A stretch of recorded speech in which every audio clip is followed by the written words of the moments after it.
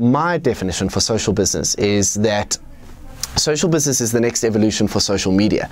It takes us away from a conversation around technology and around platforms and towards a conversation around values and principles. So let me explain that. I think that there is an undue amount of attention and focus on the platforms of social media. So because of all the hype and the buzz around things like Facebook and Twitter and Snapchat and Instagram and Vine and Yammer and all of these wonderful technologies, we tend to assume that the technology itself is social media. I don't feel that that is a big enough view on what is happening. I feel like we also need to look at the principles and the behaviors of the people that use these platforms, that makes those platforms work, and how that then dissipates into other parts of business, commerce, and engagement.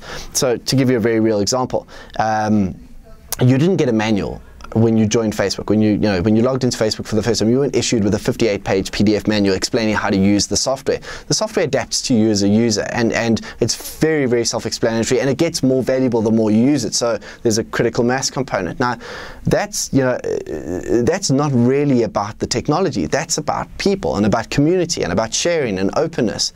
And I think there is not enough work being done to understand which values and principles drive social engagement. So we believe things that drive social engagement are things like authenticity and transparency and openness and vulnerability and decentralized collaboration and crowdsourcing and value before transaction. So much of what happens in social media happens without people expecting anything in return. So Wikipedia, as an example, works because people contribute without expecting to receive remuneration or anything for their efforts.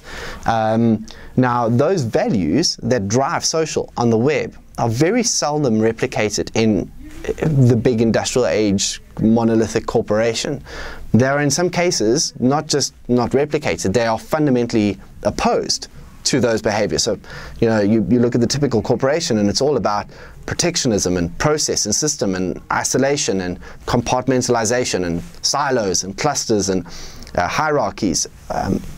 And those are all things that don't work here. So, we get the business idealizing that kind of engagement and growth and collaboration, but not necessarily willing to take those values across into the organization. I was speaking to a very cool marketing director the other day, and he said, Mike, I feel like I'm at a party and I'm dancing, but I'm ballroom dancing. I'm dancing the waltz, and I'm flipping good at dancing the waltz. He says, but somebody changed the music at the party to Jay-Z, And I was like, that's a really great illustration, because, we as corporate businesses, we've become incredibly good at dancing the waltz. We're machines when it comes to dancing the waltz.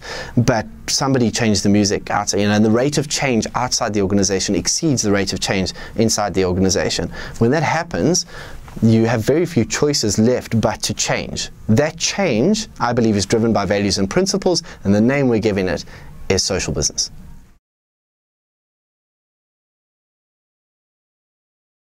So I don't think social business is something you buy or budget for or deploy or purchase or launch. It's something that emerges. It's a culture, it's an ethos, it's a behavior, it's an acknowledgement that there are people that are entering our organization today, whether through the consumer channel or through the employee channel, that think very differently about business and commerce. They grew up in a world with instant connectivity to anyone on the planet for relatively no expense. They are instantly connected all the time via their cell phones. They are all potentially citizen publishers. They all have personal brands. There's a handful of significant trends driving this new generation that we haven't really understood the impact of from from a corporate perspective. So for me, the blanket term social business, the application of social platforms and social principles to all business practices, says we acknowledge that there are new platforms, new technologies, there are also new values and principles and behaviors, and we have to figure out how to retrofit some of those to our legacy business practices, things like legal department, HR department, management, hierarchy, things that we can't just change. We can't just do away with compliance and governance. We can't just do away with marketing. These are bastions of industrial age success. So how do we take some of that legacy and how do we marry it with these new principles? And I think that's the opportunity that is, I would believe, very exciting, but also very intimidating for a lot of our constituents.